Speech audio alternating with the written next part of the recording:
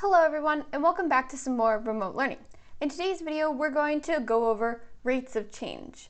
So remember that the derivative of that position graph, when we had that graph, we took the derivative, that gave us velocity, or more specifically, the instantaneous velocity at a point. Think about if we take the derivative again with respect to that variable time, then we're going to have acceleration. Let's take a look at this relationship below. So we know that position, I'll say our function is s of t, where t is that independent variable. So t we can think of almost as x. S of t is our position. If we take the derivative of position, well, with respect to time, that will be ds dt. That's going to give us the velocity of our function. So the instantaneous velocity at some point t. And if we take the second derivative with respect to time, this is the same as taking that velocity function and taking the derivative. So dv with respect to time, dt, this is all equal to the acceleration, a of t. So that's my relationship. I have my position function. The derivative of position gives me velocity. The second derivative of position, or the first derivative of velocity, gives me acceleration. So this is an example of where those higher order derivatives come into play. Now velocity you can also think of as speed, except when we have a negative velocity, speed is the absolute value of that velocity. So the speed is always positive, but sometimes it's nice to think about velocity in terms of speed, like the speed of a car, miles per hour.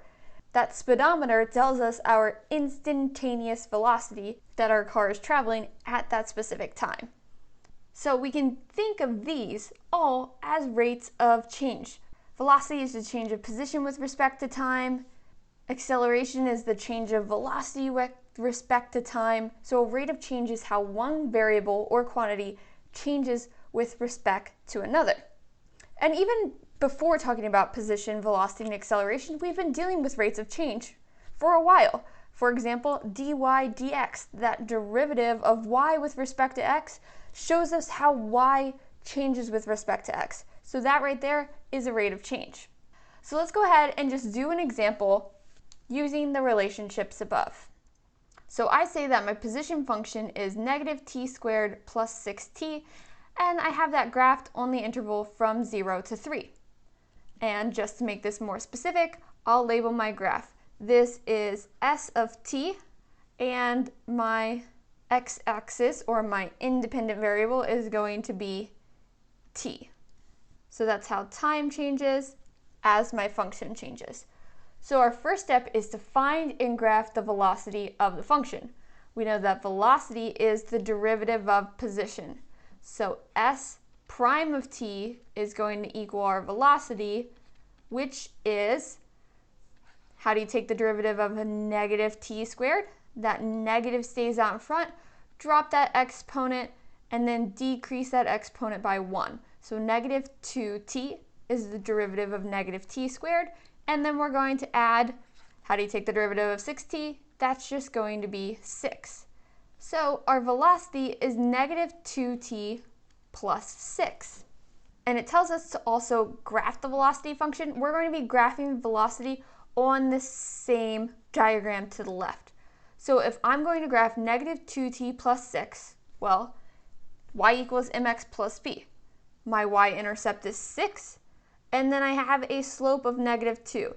So 2 down in the rise, and 1 over in the run to my next point, and then I'll continue that on. And I'm only doing this from the interval of 0 to 3, and there we have it. That is our velocity function. So let's just think about this velocity and compare it to our original function. Our original function was increasing the entire time. So because that function was increasing, our derivative was positive this entire time. It was always above that t-axis. And as far as the slope of the line goes, you can see that when my function is down here, that tangent line is going to be steeper, so it makes sense that our velocity function starts higher than when it's up here around a time of 2.5, that slope is less than that slope we were starting with. So because that slope was decreasing, it makes sense that our velocity is now at a smaller value. So next we're going to find and graph the acceleration of our function. The acceleration, remember, is the derivative of velocity. It's the rate of change of the velocity with respect to time. So we're going to have dv over dt, which equals our acceleration. And that's going to give us, if we're looking at our velocity function, taking the derivative of that, will just be a -2. So this is a horizontal line at y equals -2, or at our function value of -2. So from 0 to 3, we're at -2 for our function value. And it makes sense that we have a horizontal line because if we're looking at velocity, that slope is always the same. The slope is constant. So it makes sense that when we take the derivative, we're going to get a horizontal line. So lots of times when we're taking the derivative and then graphing, think about, does it logically make sense? For example, if I didn't have, let's say, -2, let's say I had a +2. Well, right away, I can tell that I missed my negative because this function, my velocity function, was decreasing, so the derivative should always be negative. So those are just quick double checks that you can do in your head to see if your answers make sense. So continuing on, now that we have those graphed, part C says, what is the velocity and acceleration of the object when it is at a position of 8 meters? So assuming, I didn't tell you this, but let's assume that our position function is in terms of meters. So let me go ahead and also label this as meters for position, and t, that's obviously with respect to time. So if we're at a position of 8 meters, what's our velocity and acceleration? Well, you might be thinking, okay, 8, we'll take it in and plug it into each of the equations. But wrong, because our position is essentially our y values, or our dependent values. We need to find the x value associated with that at the start. So when I'm at a position of 8 meters, my time looks to be about a time of 2 seconds. So I'm going to take 2 and plug it in for t. So I know that my v of t, or v of 2, is going to equal -2 times 2 plus 6, which is going to be -4 plus 6, which gives me a +2. And we can even label this +2 meters per second. And my acceleration, plugging 2 in, a of 2, well, there's not even a variable in my equation. It's that constant of -2. So my acceleration is -2 meters per second squared. Because remember, I took this meters per second from my velocity, and I took the derivative of that, again with respect to time. So meters per second squared.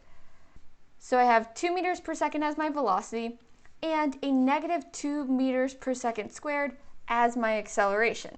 In part D, it says, how does part C compare to when the object is at 9 meters? Well, let's look. When our object is at 9 meters, now our time is at 3 seconds.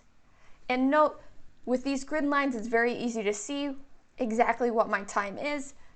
But if I had, let's say, if I had asked you what my velocity and acceleration were at 7 meters, we would have to set 7 equal to s of t. So we would solve that by saying 7 equals -t squared plus 6t. And then solve for t. Let's do that method quickly with 9 meters, just so you can see how it works out. So when we have 9 meters, that's equivalent to s of t, which is -t squared plus 6t. If I move my t squared and 6t to the same side as my 9, I'll have t squared minus 6t plus 9 equals 0. From here, I'll factor. What multiplies to give me 9 and adds to give me a -6? That's going to be t minus 3 times t minus 3. So you can see that t equaling 3, that time of 3, which we already stated, will give us a position of 9 meters. So if we weren't given a graph, that's how you would find where we're at for our independent variable time. So let me go ahead and erase that work. And now that we know that our time, in the case of D, is 3 seconds, we're going to plug it in. So now we're going to calculate V of 3, which is going to be -2 times 3 plus 6. -2 times 3 is -6. That plus 6 will give us 0, so we have 0 meters per second. And then for our acceleration, it doesn't matter that we're plugging in 3 because it's constant. So that still remains -2 meters per second squared.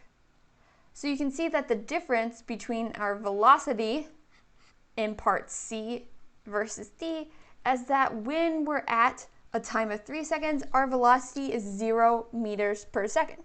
So if you think about that in terms of the derivative, that's a horizontal tangent line at that point. And then for our acceleration, it remained the same. So that's how you would talk about these different functions and compare them. Our velocity decreased, whereas our acceleration stayed the same. So above we saw how distance and velocity changed with respect to time, but there are other rates of change as well. For example, how fast a population changes with respect to time, how a supply changes with respect to the demand, or how income changes with respect to an employee's performance, and many more. Try to think of a rate of change on your own. Soon, we will learn about related rates and discuss how area and volume change with respect to time, as well as those various lengths in those figures. However, at this point, we're not necessarily able to jump to those related rates without learning a couple things first. We're going to need to learn the chain rule, and we're going to need to learn implicit differentiation, which we'll do in the next couple videos, and then we can finally move on to related rates. But let me tell you why real quick. If I have the area of some circle, let's call it pi r squared, and I want to see the rate that the area changes with respect to time, that's going to be dA dt. So you can see my function is my area, and I'm taking the derivative of that with respect to time, but there's no t variable over here. How do I take the derivative with respect to time when my function is in terms of r? That's what we're going to learn. Or let's think about something that has even more variables involved. What if I was trying to find the volume of a box? That's length times width times height. Now, if I take the derivative of this with respect to time, if I want to see how that box volume changes over the course of time, imagining that we're either expanding that box or decreasing that box, I would need to know how to take the derivative dv dt. But how do I do that with 3 different variables involved and t isn't even in there? Well, I'm going to show you in the next couple of example videos, so stay tuned and use these next couple of videos to get ready for related rates. But until then, good luck with your online learning.